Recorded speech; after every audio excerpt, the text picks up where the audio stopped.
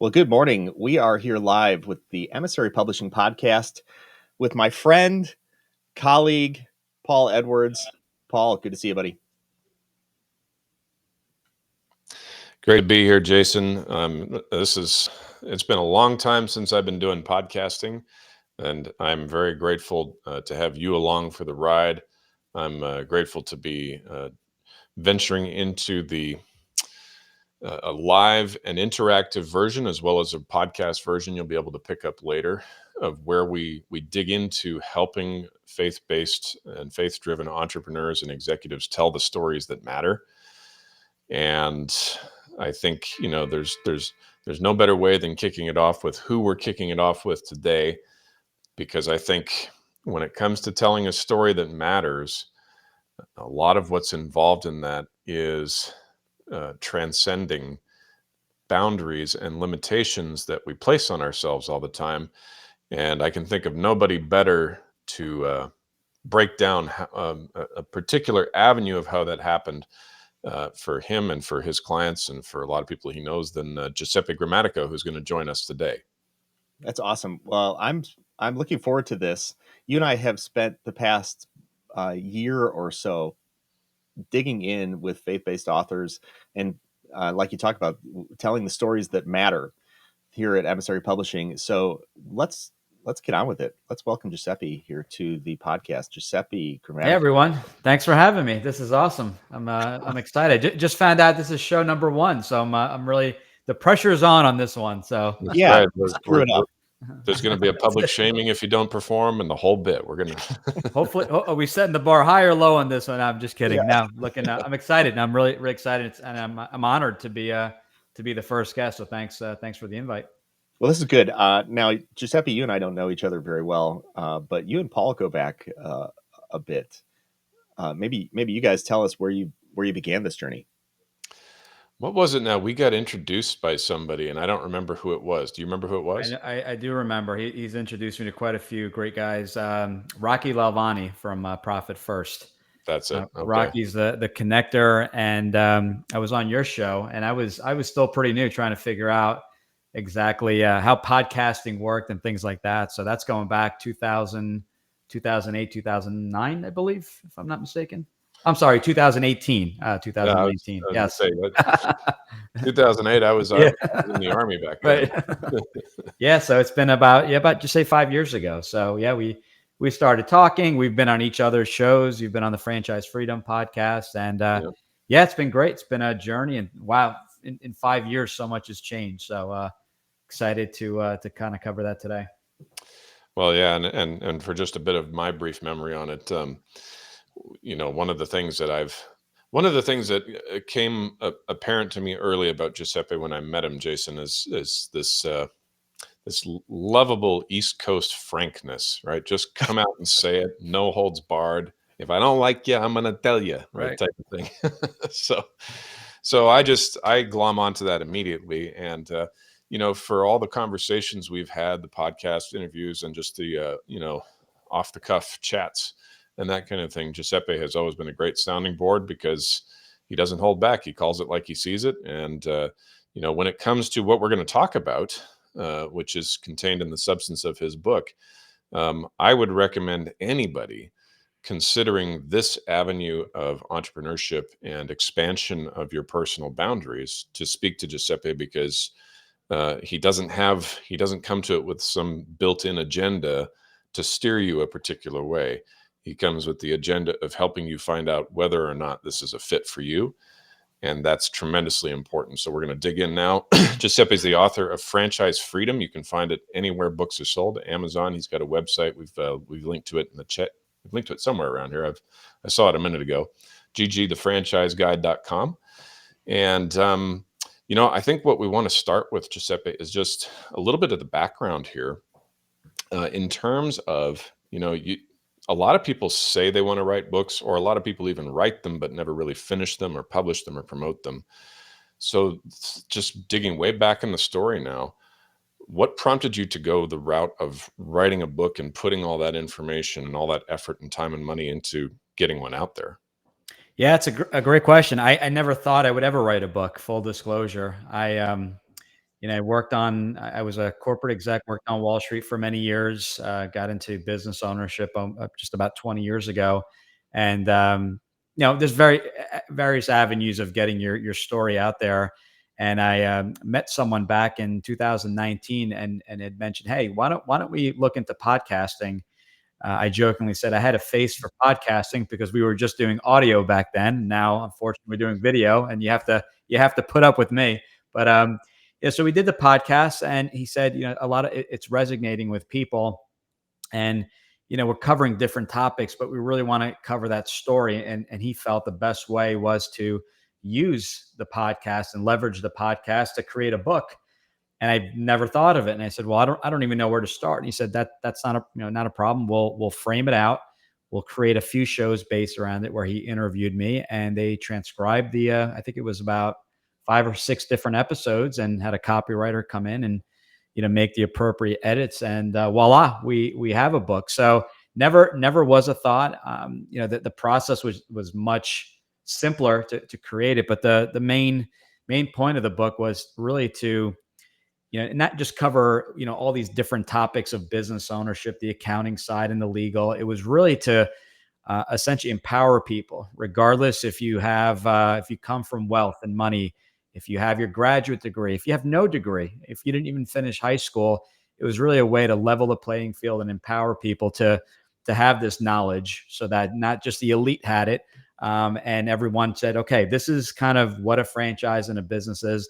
These are the expectations, and this is not something that I read about or heard about. These are my experiences along the way, along with additional things like, creating one of the most important things I've learned is creating a team of, having an attorney, an accountant, financial advisor, all in place, so that all your decisions are made with this community behind you, kind of, looking at every aspect, more of we call it a holistic approach. But I really wanted to, get everything out of my head. Did not want to create a long book. That's the other thing I was reading on, and correct me if I'm wrong, but the stat then was, I think most people, as far as Kindle goes, Amazon Kindle, don't read past the first chapter. So I wanted to make that first chapter really impactful and encourage people to read it. But it's a very short 30-minute book, and really it's to figure out, not to talk about all the different franchise companies, but to really figure out, is a business ownership for you, as opposed to let's look at every brand out there, and if franchising is the right fit. So a concise guide to help anyone get started, and why not? I mean, one of the biggest, probably one of the biggest financial decisions you can ever make. Hmm. Hmm. What happened though? Like, going a little bit further back in the story, I Sure. remember you telling me this, and this is what I really wanted to get to, was you experienced a lot of frustration, fatigue, burnout, and what was, how much did that factor into the message that you were spreading from your time in corporate America? Yeah, and that was huge. I mean, really, a lot of people are in the same boat. They don't. There's so many resources out there. A lot of us are just spinning our wheels, and the frustration was, I didn't know if I wanted a business. I didn't know if I needed another job, and I was, interviewing like crazy and trying different things. And maybe it was the financial service industry was burning me out. Maybe I wanted to look into tech or something else. So I don't know. I think people just get into this, what do they call it, the rabbit hole, right? Just go down the rabbit hole and start looking. They're online for hours and hours, and they're not really, they're going down that rabbit hole because they don't know where to start, and they don't know what the options are. And I think, having someone that has no agenda, that just says, listen, these are the avenues. A business isn't for everyone. You don't have to own a business. You can keep your job and invest in the stock market, invest in these semi-passive opportunities, even in franchising, real estate. There's so many different options that you can get into. And I don't feel like anyone really did a good job in laying that all out. And I felt people had the agenda. It's all about franchising, and it's not.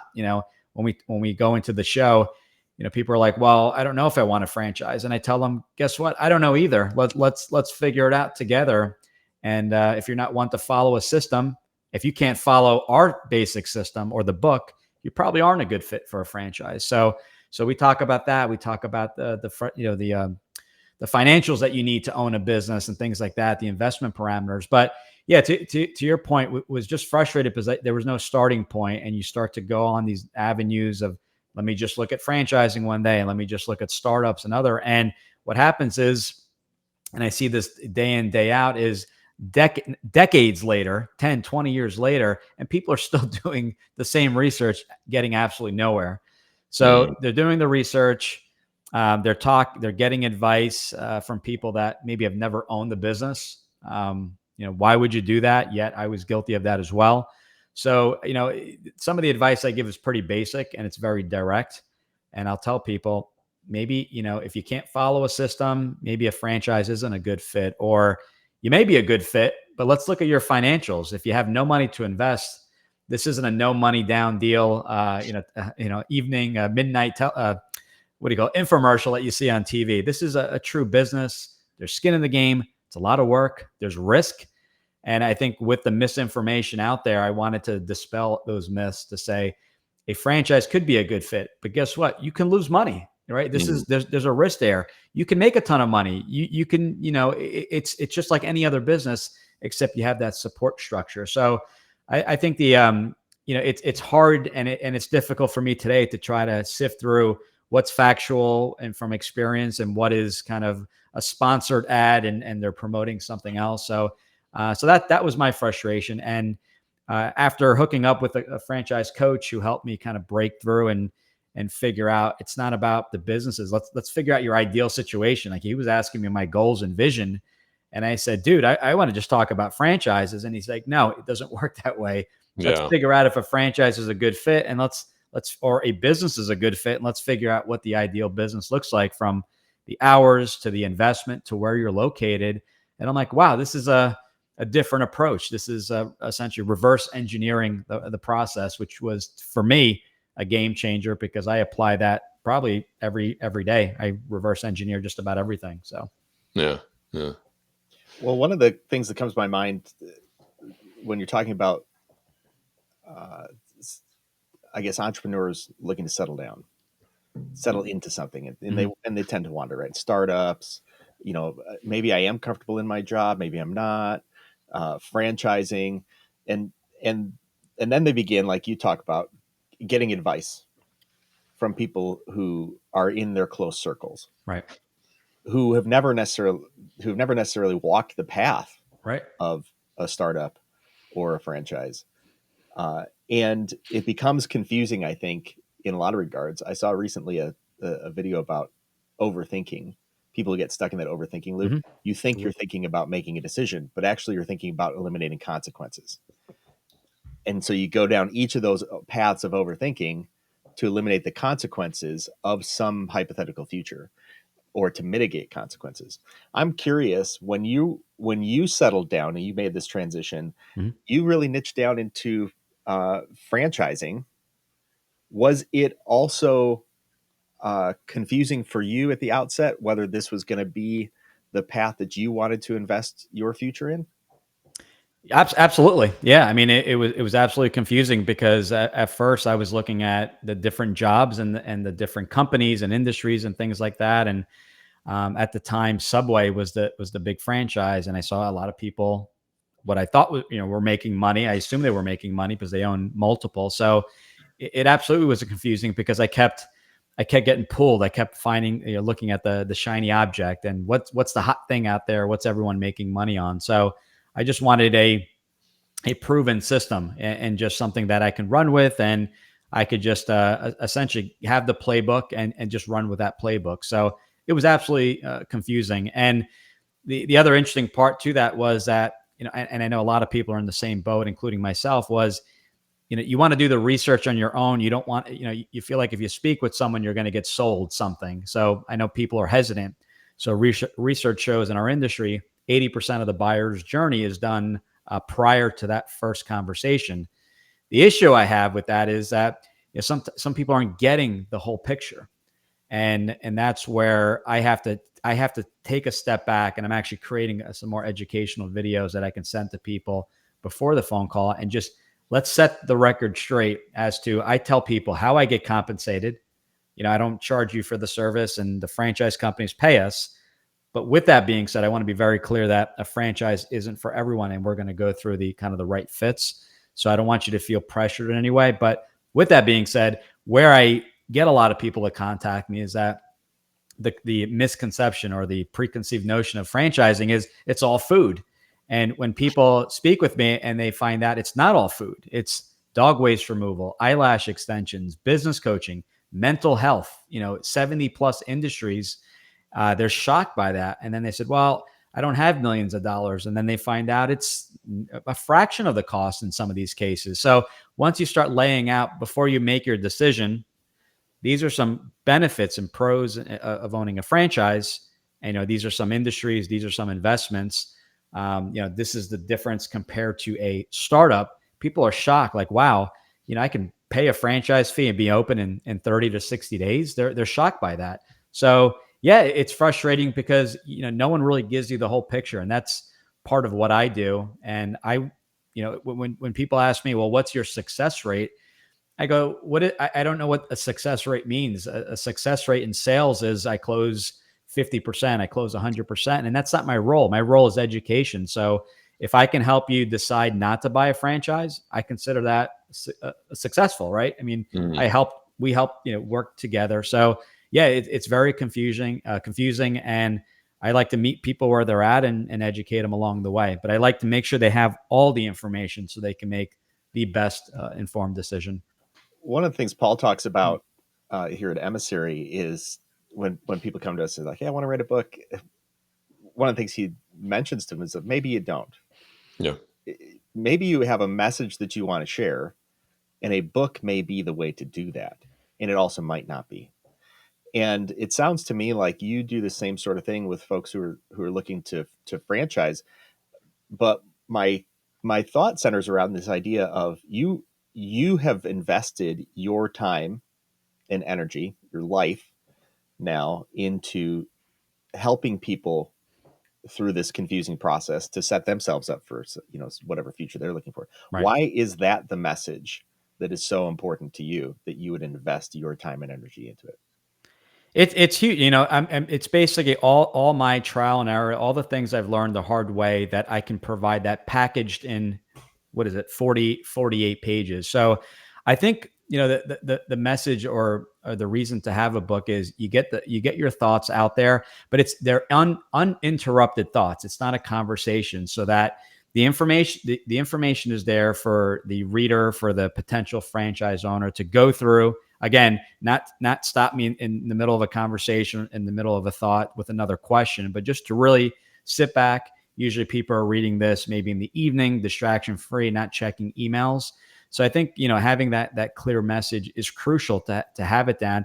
It helps with credibility as well. Like, this guy's done it. This guy has, actually owned businesses. I've owned franchise and non-franchise, so I can definitely talk on both. But I think just having your thoughts structured in one document for people to review it, it's evergreen. Things don't change. A lot of what I talk about, aside from maybe the number of franchises, could change every year, but nothing really changes. There's no update that needs to be done every year. This is the same mechanism, the same systems that we use to help all the individuals does not change. The franchises change, the number of brands change, and availability and things like that. But I think that's where the book comes into play, and it never came across my mind until speaking with the gentleman that helped launch my podcast years ago. So it's a great way to just get your thoughts out there. And, this is something that for the most part, people are reading prior to giving me a call. And sometimes they'll say, well, I want more information. And I said, fine, give me a call. We'll discuss it. The book isn't meant to be this 500-page document that most people won't read. It would be way too much information. It's kind of like, okay, these are the things to consider. But if a franchise isn't the good fit, why, stop here at this book. I have another book to recommend you. So I hope that answered your question. I know I kind of went off in a different direction there, but no, I think it's spot on. One of the things that I've appreciated about writing books, I've got a book published here, and I've written a lot of other things in the past, is that it's a process of distillation of thought. it's the taking the essence, the core of what a person wants to say and refining that into something that's concentrated rather than what you talk about, sort of diluted. You get sound bites, or you get into a conversation where I had a lot more to say on this, and it's really important that you heard that, but we didn't get to it because we went on a number of different paths. And I think one of the things I'm hearing that's super valuable about not only your personality, your path, but also your book, and why you wrote this into a book, is to give people the concentrated truth. Because if you're going to invest your life in starting a business or owning a franchise, you got to know what you're in for. And it's not, and it's just, it is, people need clarity, perhaps. And so that's what I'm drawing out of that. So yeah, absolutely. Paul, what are your thoughts? I was thinking I belong to a community. You'll appreciate this, Giuseppe. It's called Wealth Without Wall Street. They're friends of mine. And they have it's passive income investing using the infinite banking concept and all that. But they have this really cool tool that is, it's called the Investor DNA. And when you take it's like a disc profile test, and you take it and it tells you what you are. But then they have this accompanying spreadsheet that top to bottom, left to right, tells you all these different types of passive income investments you could get into. And it tells you whether or not that's going to be difficult for you, easy for you, because it's going to jive with your personality, or is it going to chafe against it? And what it feels like to me is you're doing the same thing here with Franchise Freedom. You're basically giving people a very simple A or B takeaway from it. Either you latch onto this idea and you think, okay, let me take another step, or you say, not for me, moving on, next thing, right? And I think that's a really good service up front. I'm curious to know, though, in our remaining minutes here, what's been the audience reaction? Like, have you had people come forward to you or reach out to you? And if so, what have they said? I'm interested to know that. Yeah, so I've guested on numerous shows. I've had my show. So we get calls every single day. Either they downloaded the book, want some more information, and it's really just I'm in the very beginning stages, and I just want to learn a little bit more about franchising. So the beauty of the show and the book is that they come pre-educated. They understand the different industries and the investments, which helps in the conversation.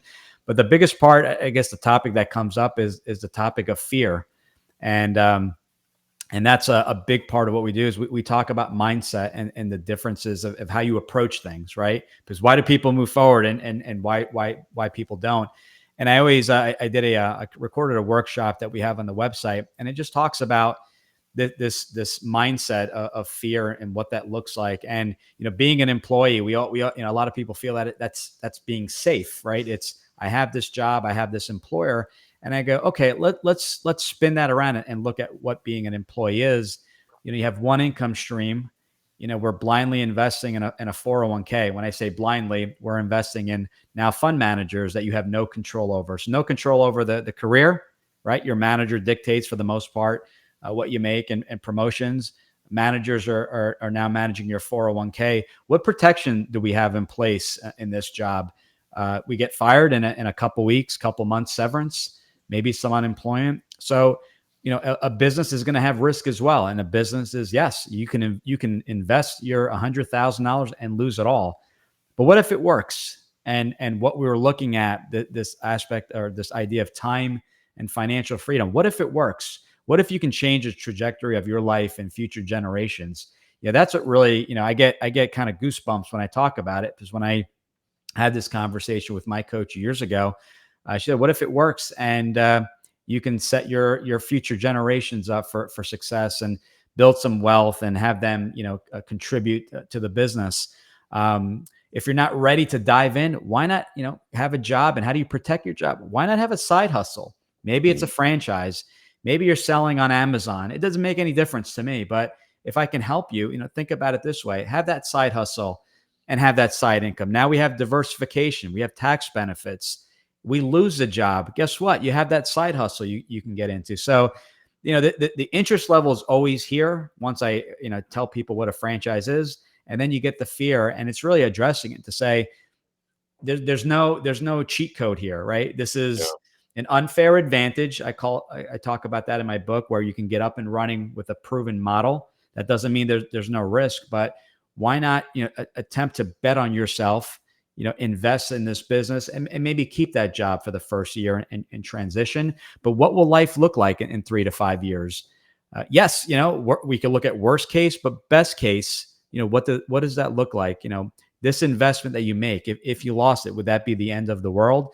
Is that investment worth, what it can actually turn into? And that could mean maybe a permanent semi-passive opportunity where you're only working a few hours a week. And, what I did was get out of my 5-hour commute per day. So, the what ifs, the mindset shift, when you kind of frame it that way, people are like, you know what? I never thought of it that way. I have nothing that protects me for when I lose my job. So, people start to ask questions, and I tell them, we work at your pace. So if you want to digest this the first couple weeks, if you're married, you want to bring your spouse on, which I highly recommend.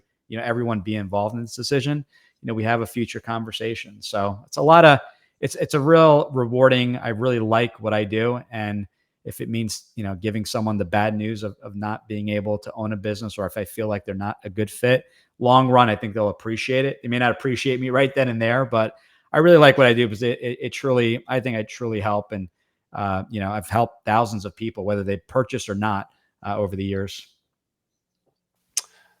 I think more and more the right kind of people really appreciate that when you're not afraid to tell them the truth and not make a sale, but at least they didn't go down a route that they had no business going down. I think for the right kind of person, that's the words of the wise dripping honey. So For folks who are listening to this or watching us, you said one thing is some time ago when you talked about writing your book.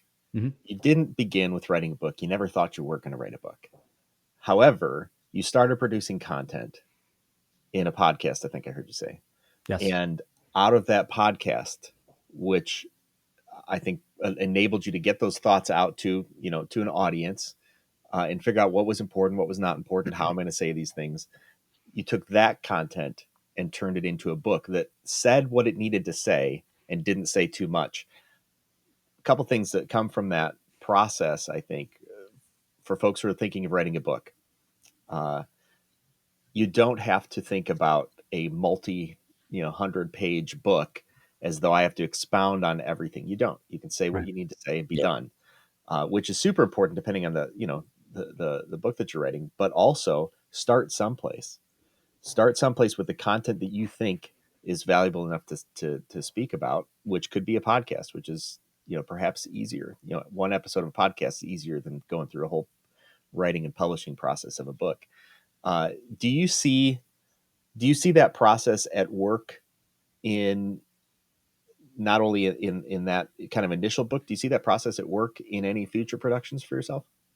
Yeah, I mean, with the book, it was nice because you outlined it all, right? These are kind of like the main 5 topics. You got the intro and the outro, and that actually affects you with blog writing, with the setting up of my podcast episodes, with the consultations I do with everyone. There's always that beginning, and it's always like, all right, well, if you don't pass that beginning, if a franchise isn't a good fit, why we don't have to get into all the other details. So, blog, podcast, book, it's all the same thing. It's really these are the main points.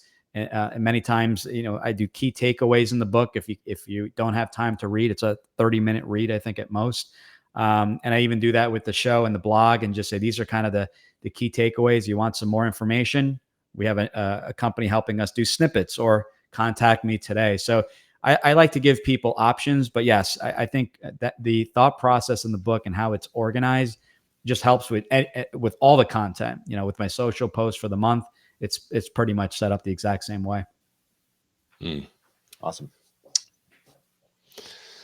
Well, as we are up against our time here, Giuseppe. So I've mentioned it already, but I'd prefer the audience just hear from you a little bit about where they can learn more about you, research you, stalk you a little bit, maybe on your profile. Yeah. What's the best place for us to send people?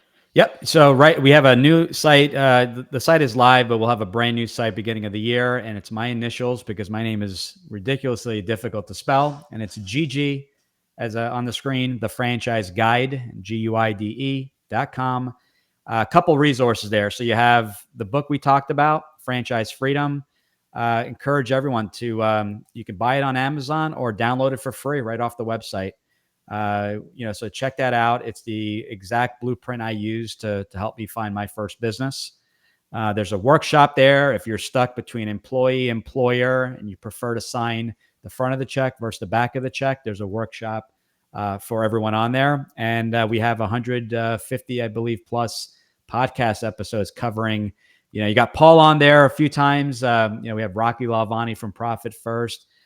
We talk about exit strategies and legal stuff and accounting, and we've had some franchise companies on there. So it's a great way to dive in. If you want one resource to start, I would start with the book, and then give us a call. You can book. I offer everyone a 20-minute call, even if you just if you're kind of very early stages and you want to speak with me and have a 20-minute chat.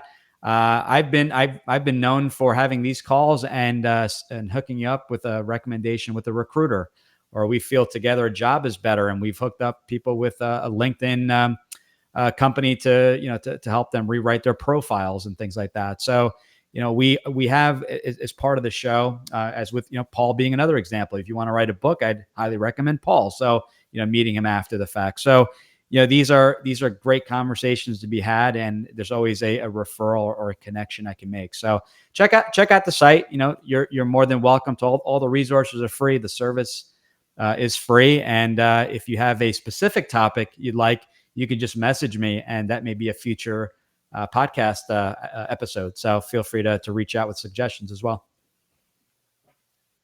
Well, there we go. Well, Giuseppe, it's been great having you on the show. Check out Giuseppe. His website is ggthefranchiseguide.com. And if you are a faith-based founder or executive who's thinking about spreading a message, it's burning you up deep on the inside, and you don't want it to die inside you, then the right place to go is publishwithemissary.com, where we help faith-based founders tell the stories that matter. Thanks so much for being part of the show this week, and we'll look forward to seeing you next time.